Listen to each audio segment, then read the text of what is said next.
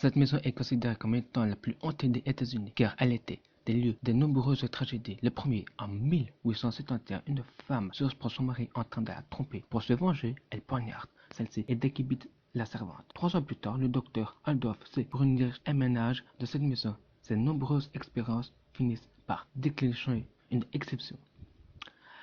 La police va donc faire les états des lieux sans se douter ce qu'il était en train d'effectuer. Des expériences du docteur consistant et redonner vie à des têtes de femmes décapitées. En 1927, elle a été détruite par un accident industriel. En 1959, 9 skieurs portent une randonnée à la montagne. Mort. Plus tard, on remarque qu'ils ne sont jamais arrivés à destination. On se lance alors des recherches. On trouva dans leur tente coupée en deux à l'intérieur, puisque les empreintes qui indiquent qu'ils étaient déplacés, les chaussures dans la neige. Et ensuite les traces. Les deux groupes de chercheurs est tombé. Les années avec 5 corps, donc certains étaient en sous-vêtements, et les 4 autres corps ont été retrouvés seulement quelques mois plus tard. Lorsque la neige et qu'il fait recouvert de feu a fondu, on peut constater que les cadavres sont masqués par les traumatismes à côté de la poitrine. On n'aura jamais ce qui est leur arrivé. Elles se sont fait donc entrer dans la complication d'histoires terrifiantes mais vraies. En Écosse, à Overton, il existe le pont des chiens suicidaires. Pourquoi ce nom? Tout simplement parce que ces 50 dernières années, plus de 50 chiens se sont jetés hors de ce pont du même endroit. La légende raconte qu'un homme aurait jeté son enfant hors de ce pont. Est-ce qu'il aurait maudit ces lieux?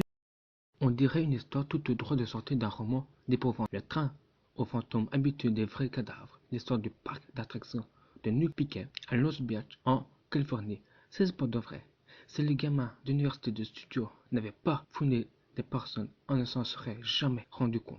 En décembre 1976, une équipe de tournage est venue filmer un épisode de l'émission télévisée 6 millions de dollars Man. Alors qu'il préparait la maison hantée pour le tournage, un technicien a déplacé l'homme pendu et son bras est tombé et un os humain est apparu.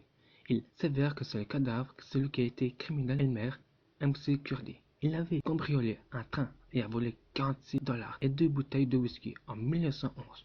Avant de découverte du corps. Universal Studios, l'homme était resté pendu dans les maisons hantées durant 4 ans. Les clients pensaient simplement que c'était un mannequin. Le 12 septembre 2008, deux trains se sont rentrés dedans le district de Chatsworth à Los Angeles, tuant 25 personnes. L'un des passagers, à bord Charles E. Peck, qui voyageait à Sarlat pour l'entretien d'embauche à Ayla. Il avait grand espoir d'être embauché. Le comploteur épouse sa fiancée, Andrea Catil, ressuscité puisque ceci vivait en Californie. Les 11 heures qui sont suivies le crash, le téléphone portable de Peck est appelé de nombreuses fois à sa fiancée, son fils, son frère, sa belle-mère et sa sœur. En tout, sa famille a reçu près de 35 appels. Quand il répondait, il s'entendait que le bruit des parasites. Quand il rappelait, les appels immédiatement vers le boîte vocale.